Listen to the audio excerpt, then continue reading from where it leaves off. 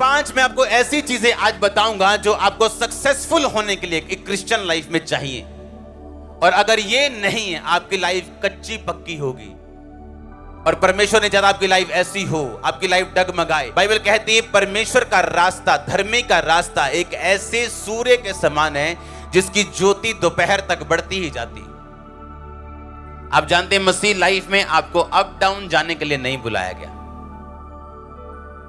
हाँ, लोग बोलते हैं जिंदगी है जी, कभी उत्ते नू कभी थल्ले नू, जिंदगी रोलर कोस्टर के जैसे है, कभी नीचे कभी ऊपर। ये सब संसारिक शारीरिक इंसानी बुद्धि की बातें, परमेश्वर की नहीं। इसलिए मैंने कहा अगर आप अपने दिमाग को गार्ड नहीं करते हो, सच्चाई से अपनी कमर कस। क्या कस? किससे? क्या है सच्चाई? वचन। क्या है कमर? आपका दिमाग। अगर आप लोगों की बातों की ओर ध्यान लगाओगे कि लोग क्या कहते हैं कि लाइफ रोलर कोस्टर है, लाइफ अप डाउन चलती रहती है, लाइफ में उतार चढ़ाव आते रहते हैं, अगर ये आपकी आत्मा में चला गया तो आपके साथ वैसा ही होगा। परमेश्वर के दास पौलुस ने कहा अपने अपने हथियार बांध लो ताकि तुम बुरे दिनों का सामना कर सको। अगर तुमने वो सामना करने के लिए हथियार बांध लिए तो तुम्हारे दिन बुरे नहीं होंगे फिर वो।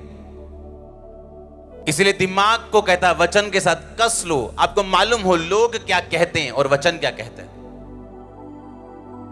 जिंदगी में उतार चढ़ाव आते रहते हैं, ये लोग कहते हैं। बाइबल कहती है कि तेरी ज्योति उस सूर्य की नहीं होगी जो दोपहर तक बढ़ता ही जाता है। सूर्य कभी ऐसे ऐसे आता देखा आपने, नीचे ऊपर, अभी नीचे हो गया फिर ऊपर, ऐसा देखा है? आपकी लाइफ ऐसी होगी, फाइनेंस ऐसा होगा, सेहत ऐसी होगी, हर ईयर आप बेटर होते जाएंगे, एवरी ईयर आप बेटर होते जाएंगे। आपका लास्ट ईयर कभी बेस्ट नहीं होगा, अगला अभी वाला बेस्ट होगा। आप कभी अपने पास ईयर को बेटर नहीं बोलेंगे, आप एवरी ईयर बेटर के बाद बेटर होते जाएंगे। अगर आमीन ऊंचा, आशीष ऊंची। आमीन। आप तैयार हैं अपने माइंड को सच्चाई के साथ भरने के लिए? क्योंकि ये आपका फैसला है कि आप दुनिया की बातों को सुनते हो या आप शैतान की बातों को सुनते हो या आप अपना दिमाग जो है परमेश्वर के वचन के ऊपर लगाते हो। हालेलुया। सच्चाई से अपनी कमर को कसना। पतरस ने कहा अपनी अपनी बुद्धि की कमर कसो। अपने पड़ोसी को बोलो अपनी अपनी बुद्धि की कमर कस। बोलो 7 बार, 7 बार।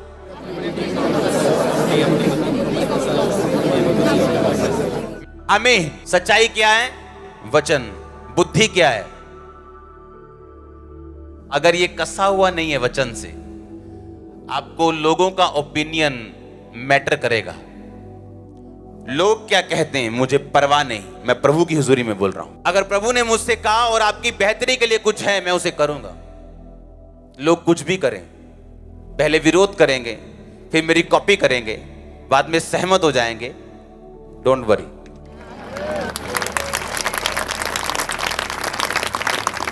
पहली चीज जो आपने अपनी लाइफ में रखनी है, अगर आप सक्सेसफुल क्रिश्चियन होना चाहते हैं, तो वो ये है, आपकी प्रार्थना सेल्फ सेंटर्ड नहीं होनी चाहिए।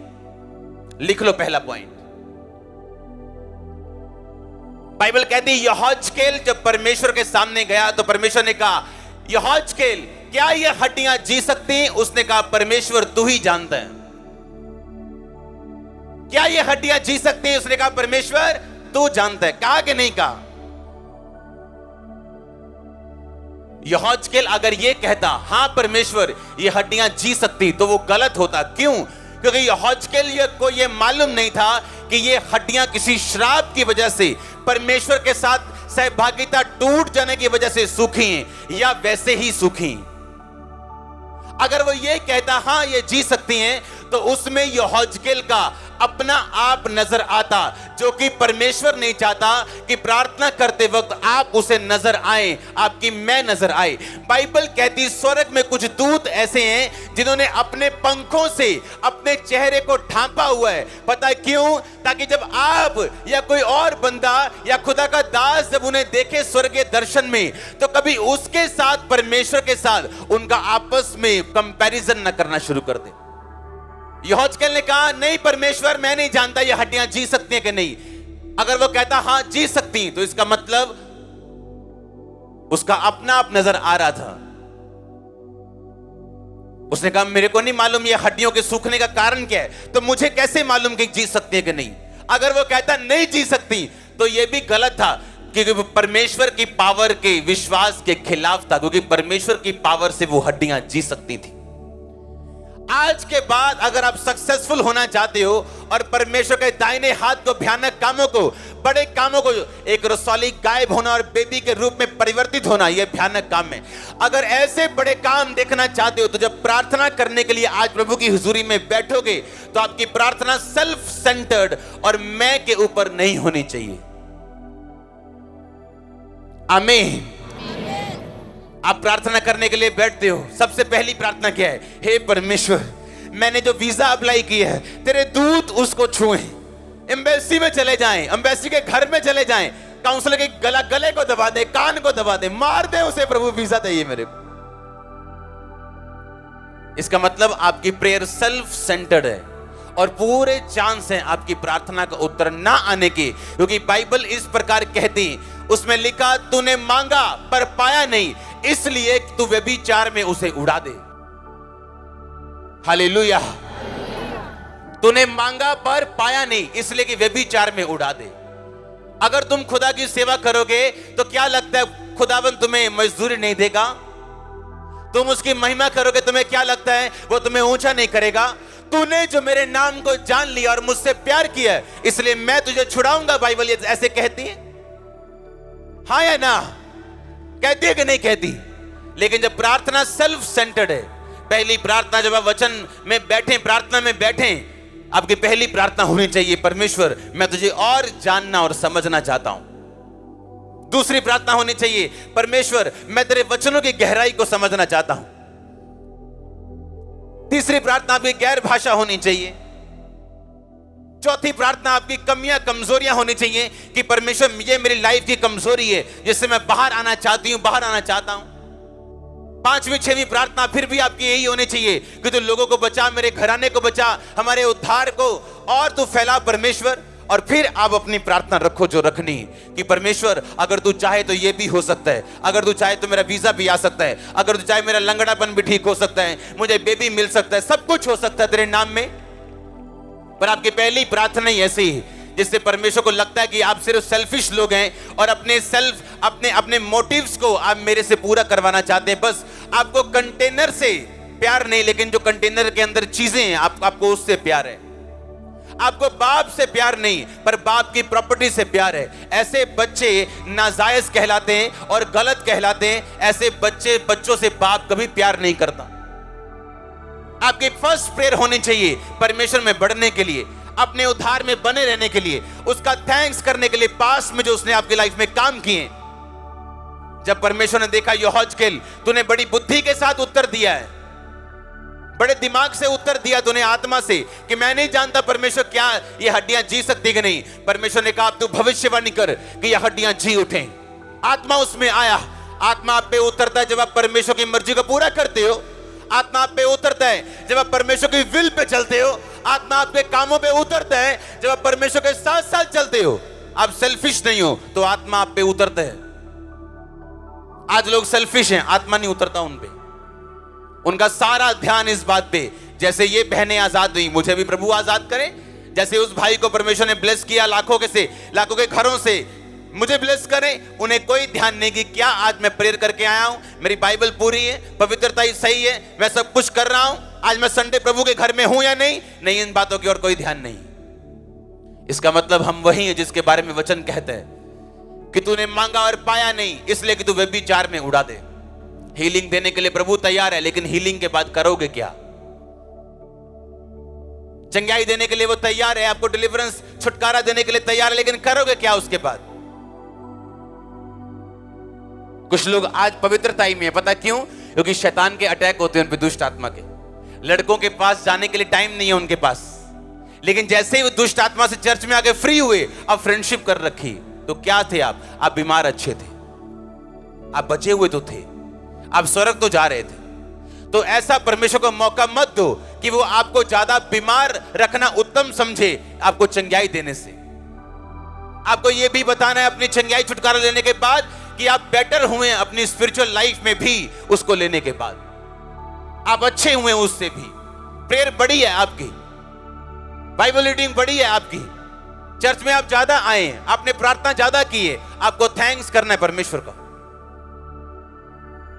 पुराने टाइम में मुंह से थैंक्स करने नहीं जाते थे, थैंक यू गॉड, बकरियां लेके जाते थे, हाँ, भेड़े लेके जाते थे, अपने कर्मों से थैंक्स करते थे, वो एफर्ट से, पैसों से थैंक्स करते थे, और परमेश्वर को मालूम था ये रियल थैंक्स है। आमीन, आमीन। पहला पॉइंट जो आपको मानना है वो ये है, आपकी प्रार्थना सेल्फ सेंटर्ड नहीं होनी चाहिए, आपके मांगने का मकसद सही होना चाहिए। आमीन।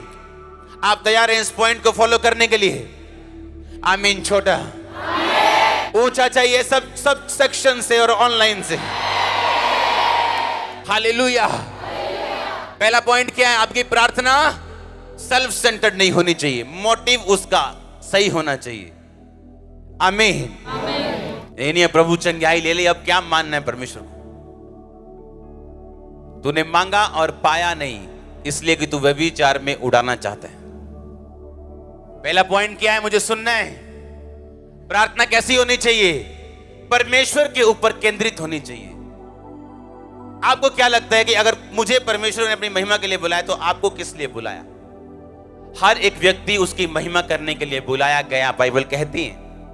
आपको अब ढूंढना है कि आप किस पार्ट में बुलाए गए हो, किस हिस्से में बुलाए गए हो, कहां खुदा की महिमा परमेश्वर आपसे चाहता है। जब सेल्फ सेंटर्ड नहीं रहेंगे और कारण, मोटिव खुदा की महिमा होगा, चाहे वो लंबा बड़ा घर लेने का हो, चाहे वो ब्लेसिंग लेने का हो, उसका मकसद आपको परमेश्वर की महिमा जब आप प्रूफ कर देंगे, वो ब्लेसिंग आपके पास होगी।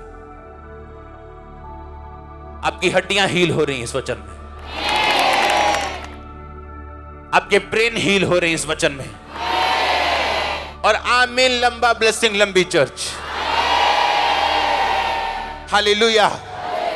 दूसरा पॉइंट जो आपको अपनी लाइफ में रखना है कि आप कामयाब रहें, अपने सिर के ऊपर से आपको तेल खत्म नहीं होने देना। मैं सरसों के तेल की बात नहीं कर रहा हूं, मैं एक अभिषेक की बात कर रहा हूं। आमीन। अगर आपकी लाइफ में अभिषेक की कमी है, आप मारे जाओगे, आत्मिक रूप से और शारीरिक रूप से भी हो सकता है। बिन्यामीन जो गोत्र था, बाइबल कहती है वो ऐसा गोत्र था जिसका निशाना कभी नहीं चूकता था। बिन्यामीन ऐसा गोत्र था जिसका निशाना कभी नहीं चूकता था। अगर वो किसी को गोफन से मारे तो उनका निशाना कभी नहीं चूकता था। और शाऊल राजा बिन्यामीन गोत्र में से था। ध्यान से समझना है। आमीन। अपने पड़ोसी को बोल, तेल। फिर से बोलो ऊंची आवाज में, बोलो सिर पे तेल रख। अपने सिर पे तेल रख। फिर से ऊंची आवाज में बोलो।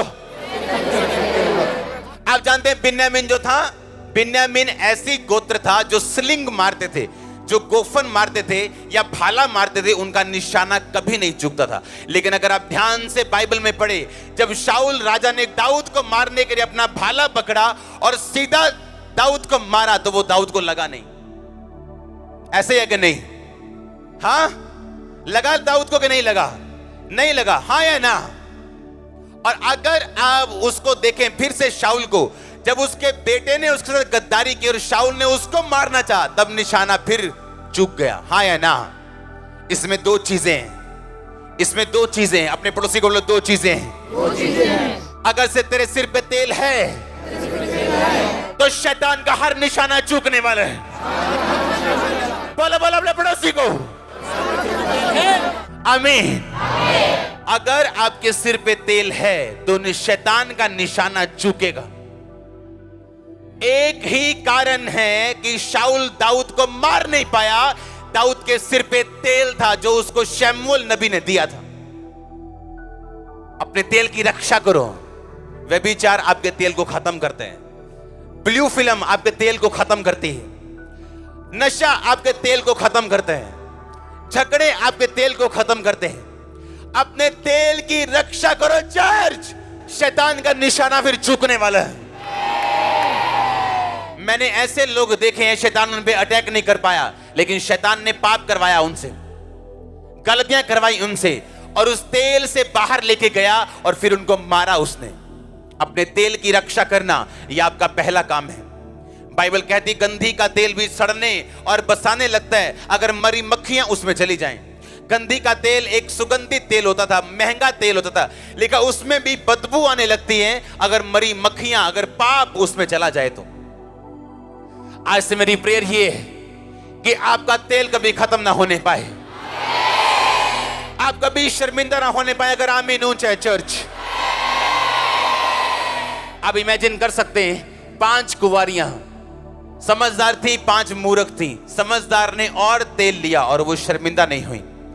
आप उन्हीं लोगों को शर्मिंदा होते देखते अपनी लाइफ में जिनके अंदर तेल की कमी है, अभिषेक की कमी है, सामर्थ्य की कमी है। शाऊल बिन्यामीन के गोत्र का ऐसा राजा जिसका निशाना कभी नहीं चुका, 2 बार उसका निशाना चुका।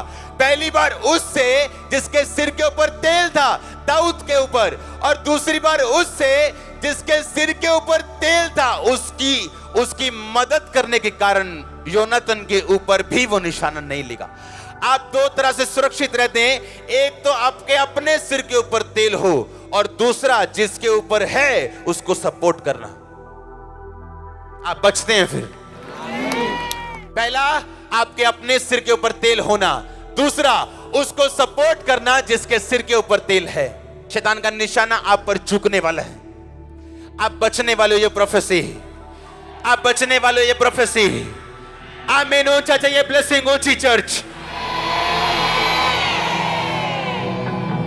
मैंने कहा शैतान का निशाना चूकने वाला, अगर आमीन ऊंचा आशीष आपकी। आप मेरी बात को समझ पा रहे हैं कि नहीं? पहला आपके अपने सिर के ऊपर तेल हो, दूसरा उसको सपोर्ट करना जिसके सिर के ऊपर तेल। बिन्यामीन जिसका निशाना कभी नहीं चूकता, दाऊद के ऊपर से चूका, योनातन के ऊपर से चूका। उस शैतान ने जिसने आपके मोहल्ले में 10 मारे, आपको नहीं मार पाएगा। मैंने अगर अपनी लाइफ में किसी चीज को सुरक्षित रखा है वो मेरा तेल है। ये नहीं जाने दिया। विरोध सह लिया, बातें सुन ली, सब कुछ कर लिया, पर तेल नहीं जाने दिया। आप इसलिए यहां बैठे हो आज। तेल, अगर सिर पे तेल है तो शैतान का निशाना चूकने वाला है। आपके बच्चे सेफ हैं, आपका बिजनेस सेफ है। मैंने कहा आपकी लाइफ सेफ है यीशु मसीह के नाम में। अगर तेल आपकी लाइफ के ऊपर है और मैं तेल को रिलीज करता, प्रभु का दास होगा आपकी लाइफ के ऊपर। आमीन ऊंचा आशीष ऊंची चर्च। आमीन। तेल अगर है सिर के ऊपर तो आप सेफ हैं। आता कैसे है तेल? प्रार्थना करने से, बने रहने से, प्रभु में वचन पढ़ने से, और जिनके ऊपर तेल है उनको सपोर्ट करने से। आप एक बात को याद रखना सारी उम्र, अगर आपने उस तेल की इज्जत नहीं की जो आपके मैन ऑफ गॉड में, प्रभु आपको अपना सारी उम्र नहीं देगा। जाओ 500 रोजे रख लो डे नाइट के, मुझे बता देना अगर मिल जाए तो। 500 रख लो, जाओ। जिसके सिर के ऊपर तेल है, अगर उसका ऑनर नहीं किया तो आप सफर करने वाले हो बहुत जबरदस्त। आपको 5 साल बाद समझ आएगा कि मैंने कुछ किया जो मुझे मालूम नहीं किया, लेकिन है वो गलत। जिसके सिर के ऊपर तेल है उसको सपोर्ट करने का मतलब है आप भी उसी सुरक्षा में शामिल हैं। वो बिन्यामीन अगर माथे के बीच में निशाना लगाए तो माथे की साइड पे नहीं लगता था, बीच में लगता था। बिन्यामीन को यह वरदान था। उत्पत्ति की पुस्तक 48 बाब में अगर आप पढ़ें तो बिन्यामीन के गोत्र को यह वरदान था कि जब वो लड़ेगा तो जीतेगा। लड़ाई करना उसका वरदान था। बिन्यामीन फाड़ने वाला भेड़िया होगा, यह उसका वरदान था। इसलिए बिन्यामीन जब निशाना मारते थे, अगर माथे के बीच उन्होंने मारा तो माथे के बीच लगता था, साइड पे नहीं।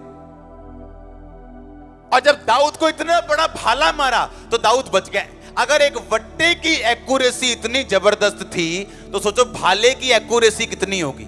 पर दाऊद बचा, उसका अपना बेटा बचा। तेल, अगर तेल है तो आप सेफ हैं।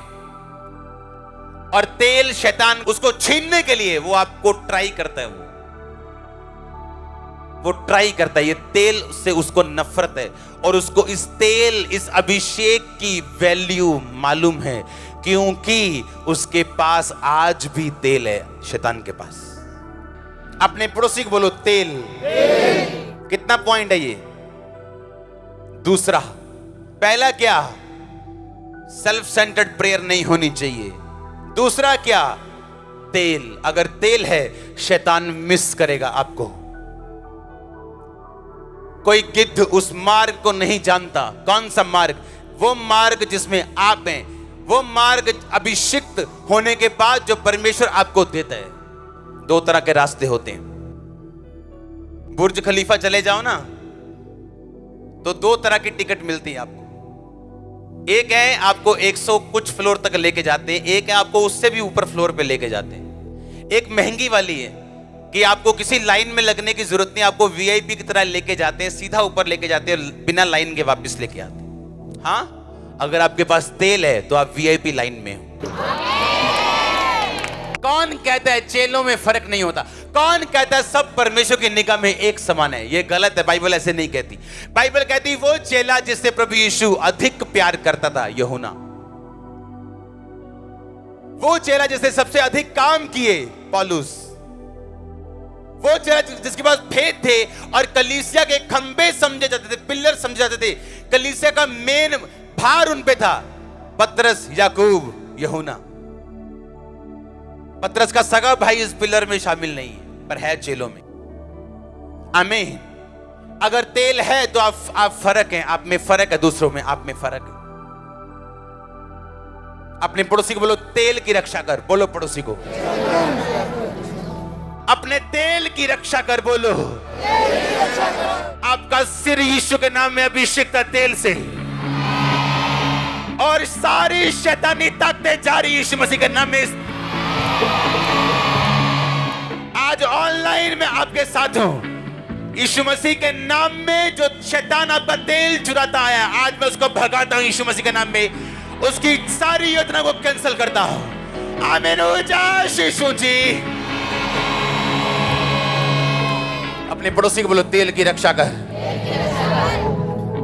आमीन।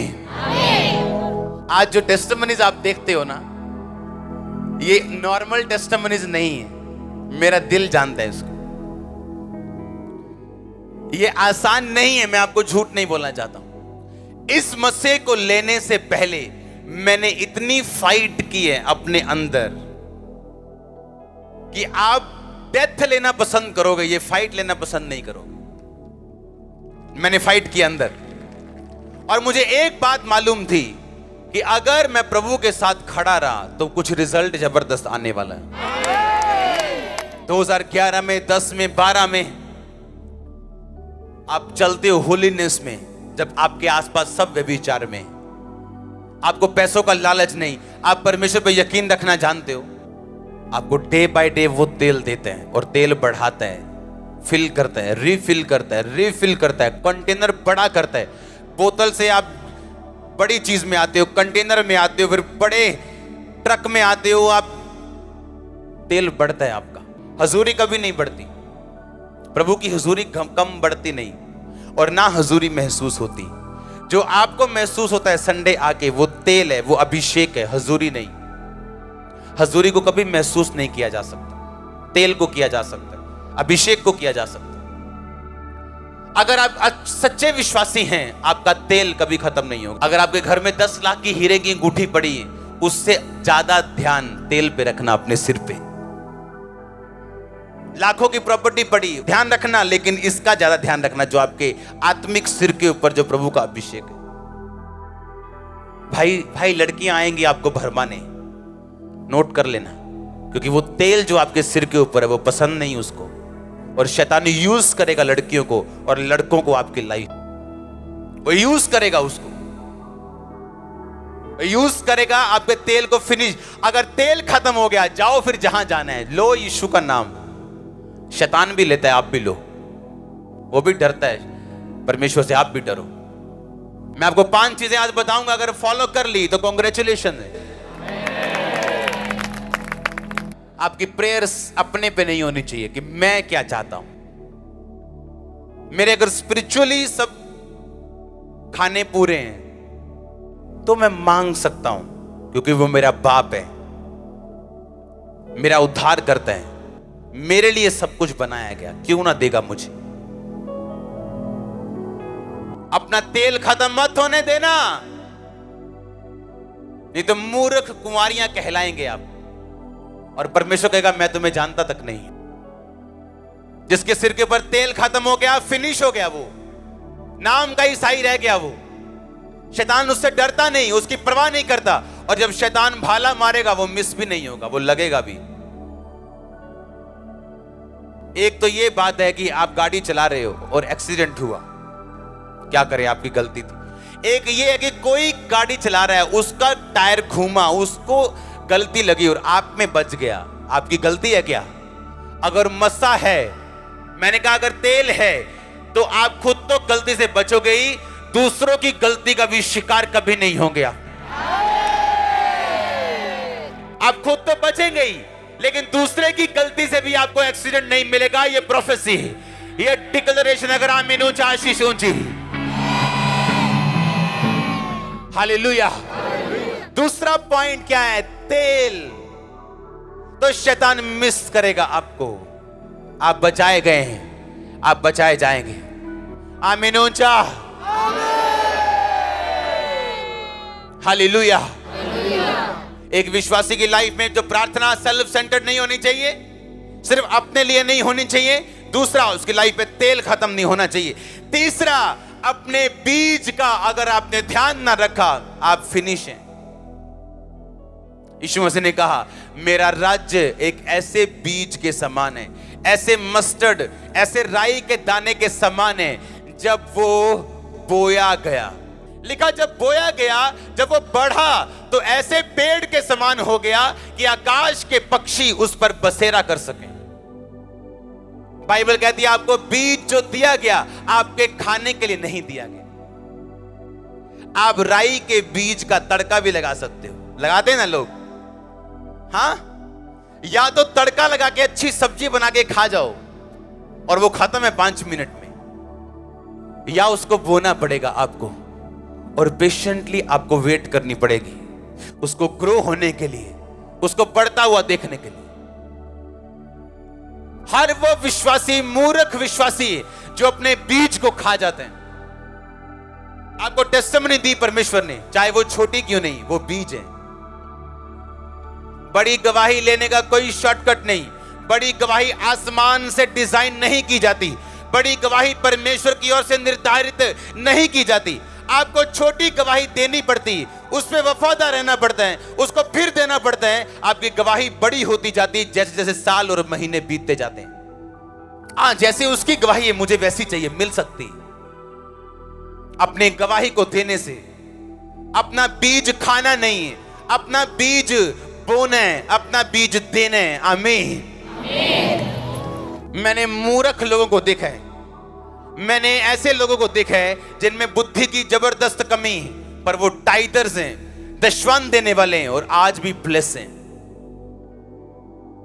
आज भी फिजूल खर्ची उनके घरों में नहीं, क्योंकि टाइट पुराने नियम का हिस्सा नहीं, ये पुराने से भी पहले का हिस्सा। जब परमेश्वर ने अब्राहम के दिल में डाला कि जो कुछ मैं तुम्हें दूंगा तो उसका 10वां हिस्सा मुझे देगा। कोई विश्वासी सक्सेसफुल नहीं हो सकता अगर वो अपने बीजों को खाने वाला विश्वासी हो। तो अगर आपने अपने तेल का ध्यान नहीं रखा तो भी आप सफल नहीं, अगर आपने अपने बीजों का ध्यान नहीं रखा तो भी आप सफल नहीं मसीह जीवन में।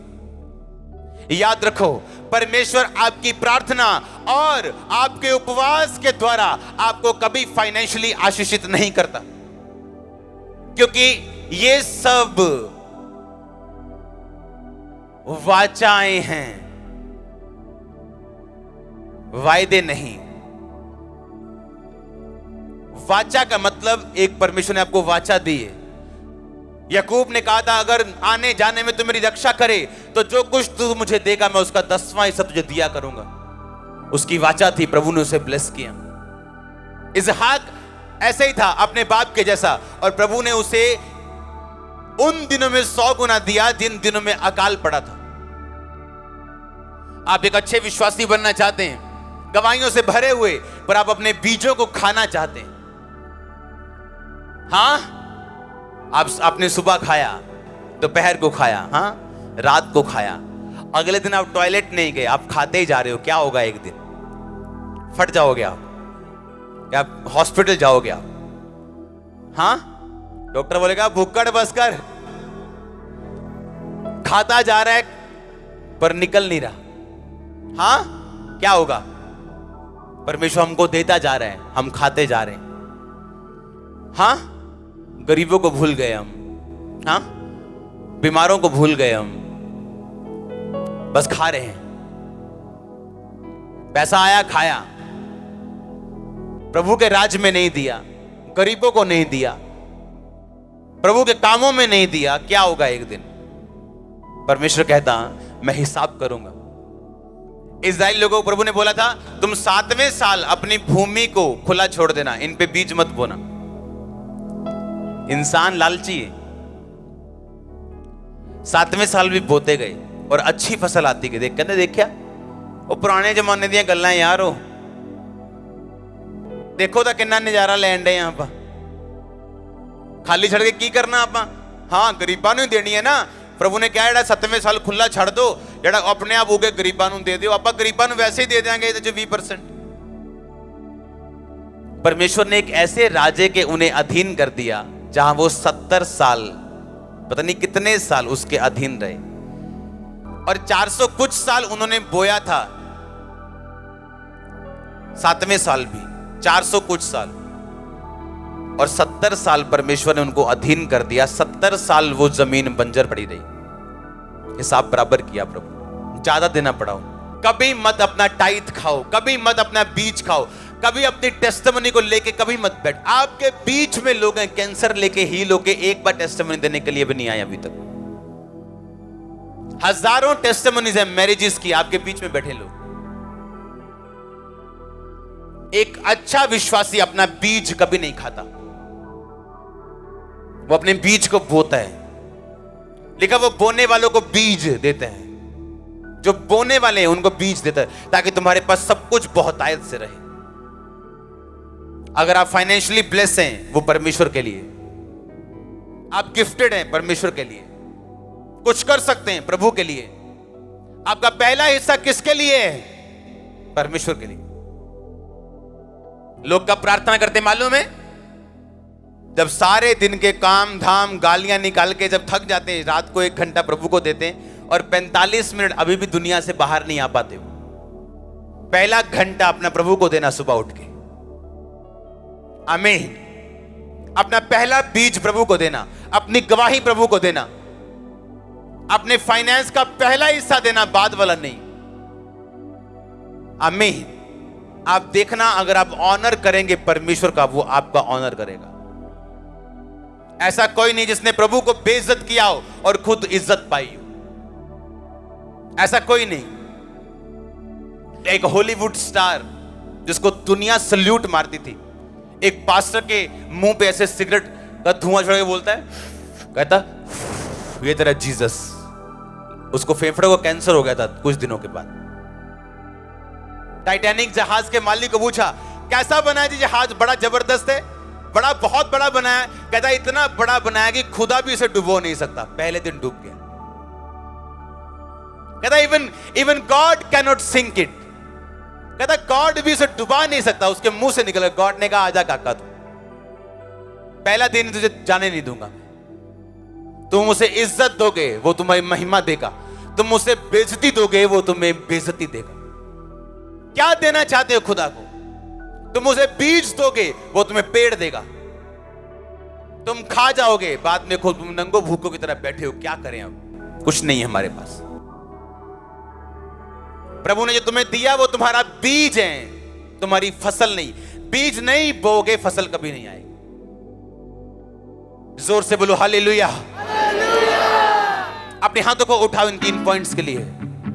जीवित परमेश्वर, जीवित परमेश्वर, आज से अब से मैं इन बातों का ध्यान रखता हूं। मेरी प्रार्थनाएं तुझ पे केंद्रित होंगी। मेरा तेल खत्म ना होगा। मेरा बीज मेरा बीज मेरा बीज कभी ना मैं खाऊंगा। अपने हाथों को उठाओ। ये 3 पॉइंट आपके दिल में जाने चाहिए। ऊंची आवाज में बोलो।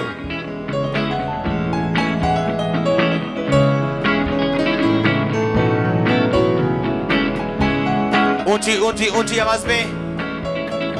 ये बीज, ये तेल मेरी लाइफ से कभी अलग ना होगा परमेश्वर। मांगो ऊंची आवाज में थैंक यू जीसस बोलते हुए।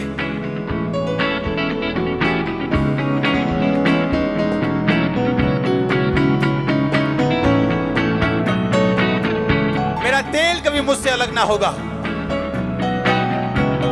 मेरा बीज मैं कभी खाऊंगा नहीं। मेरी प्रार्थना सेल्फ सेंटर्ड ना होगी।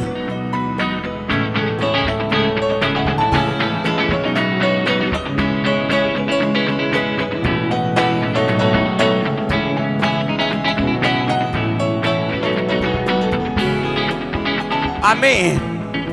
जोर से बोलो आमीन। आप तैयार हैं इन वचनों को पूरा करने के लिए? आपको समझ आ रही है कि नहीं? आप लिख रहे हो कि नहीं? इन्हें नोट करना जरूरी है। हालेलुया।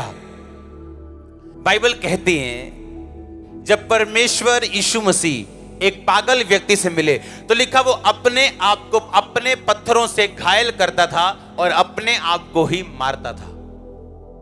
ऐसी शैतानी आत्माएं लोगों के बीच में मौजूद हैं जो उनको प्रेरित करती हैं कि वो खुद अपना नुकसान करें। उसे बोलते हैं सेल्फ इन्फ्लिक्टेड प्रॉब्लम्स, जो आपकी गलती की वजह से आपकी लाइफ में उतरती हैं। अगर आप सक्सेसफुल क्रिश्चियन होना चाहते हो तो आपको इस गलती से बच के रहना है। आमीन। आपको एक काम की बात बताऊं, अगर आप मोटे हैं और अपना वेट कम करना चाहते हैं और आप नहीं कर पाते, आप स्पिरिचुअल नहीं हैं। आपको मालूम है? आप बंधन में, आपका कंट्रोल नहीं है आपकी लाइफ के ऊपर। आपकी स्पिरिचुअल लाइफ में कमी। एक स्पिरिचुअल आदमी अपने खाने पे कंट्रोल कर सकता है।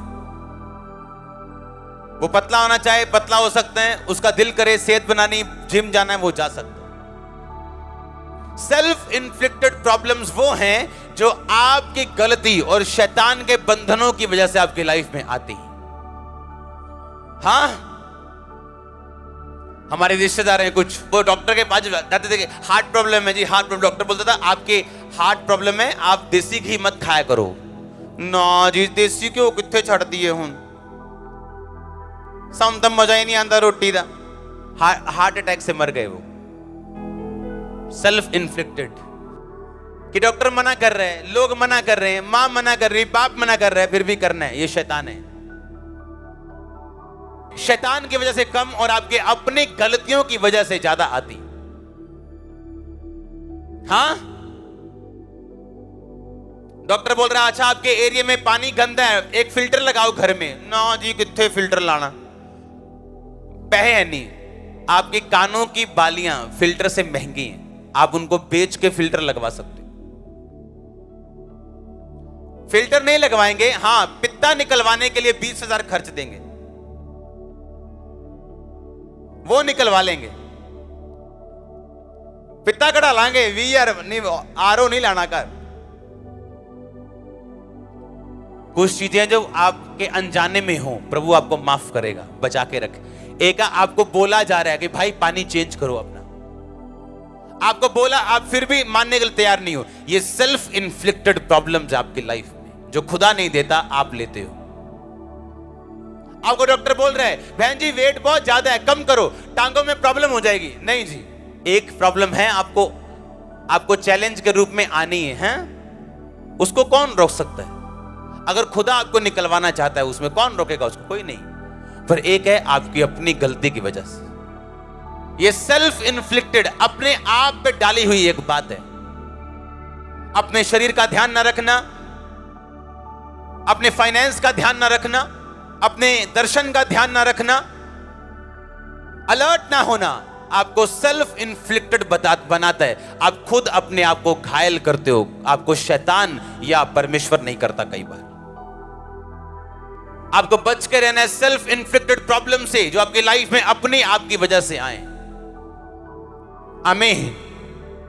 आपको मालूम है आपको टीवी देखने के लिए डॉक्टर ने मना किया है, आपके आंख का चश्मा 2 नंबर हो चुका है, आप फिर भी टीवी देख रहे हो, मोबाइल पे लगे हो। क्या खुदा करेगा आपकी लाइफ में? क्या करेगा? आप खुद ही जाना चाहते हो अब खूह में, तो वो क्या रोकेगा आपको? आप अलर्ट हो, अगर आप कॉन्शियस हो, आपको कोई भी प्रॉब्लम क्यों नहीं, आप प्रेयर करोगे उसका हल होगा, आप उस पर काम करोगे उसका हल होगा। बाकी सब कुछ खुदा पे छोड़ दो, अपना पॉइंट, अपना पार्ट अदा करना मत छोड़ो। आमीन, आमीन। अपना पार्ट अदा करना मत छोड़ो, बाकी जो होता है खुदा पे छोड़ो, अपना पार्ट मत छोड़ो। आमीन। आज के बाद सेल्फ इन्फ्लिक्टेड बीमारियां, प्रॉब्लम्स आपकी लाइफ में कभी ना आए। आमीन। प्रभु आपको बुद्धि देकर। आमीन। ऊंचा आशीष ऊंची। हालेलुया। जोर से बोलो हालेलुया। 5वां पॉइंट लिखो अपनी कॉपी के ऊपर, अपने पड़ोसी को बोलो हम्बल बन। बोलो ऊंची बन, नम्र बन, क्योंकि वो नम्र लोगों को ऊंचा करते हैं। आमीन। क्या बनना है? 5वां पॉइंट क्या है? नम्र बन। आप जानते हैं प्रभु यीशु मसीह ने अपने चेलों को बोला, कहता सामने के गांव में जाना, तुम्हें एक बंदा घड़ा उठा के मिलेगा पानी वाला, उसको पूछना जहां प्रभु अपना फंसा खाना खाएगा वो जगह कहां है। आप जानते हैं इजरायली कौम में एक बंदे का घड़ा उठाना नॉर्मल बात नहीं थी, क्योंकि जो जनानियां, जो लेडीज बहनें होती थी, वो घड़ा उठाती थी पानी भरने के लिए, और वो पानी को लेके आती थी, लेके जाती थी। एक बंदे का घड़ा उठाना ये नॉर्मल नहीं था। आमीन। उस बंदे का घड़े उठाने का एक मतलब था, वो बंदा एक नम्र व्यक्ति था। हाँ, जैसे आज किसी जेंट्स को बोल दो, उसकी वाइफ बोल दे कि आज रात आप दाल बना दो, ले दाल बनानी। आप कई बार हेल्प कर सकते हो वाइफ की, हाँ, नो प्रॉब्लम। हम तो दोनों खाना नहीं बनाते हैं, ना वो ना मैं, लेकिन आप बना सकते हो अगर कुक नहीं है घर में तो। हाँ, अगर आप हम्बल नहीं हो तो खुदा करेगा हम्बल, वो जूतियां मार के भी करेगा, आप देख लेना। मैं आपको सच कह रहा हूं। नहीं, आपकी वाइफ नहीं करेगी आपको हम्बल, बाहर वाले करेंगे। अगर आप हम्बल नहीं है, मैंने कहा आप हम्बल नहीं है, तो बाहर वाले हम्बल करेंगे आप। जिसने तो अपने बाप से मार खाई है, उसने बाहर वाले से कभी नहीं खाई। जिसने बाप की नहीं खाई, बाहर वालों ने मारा है उसको।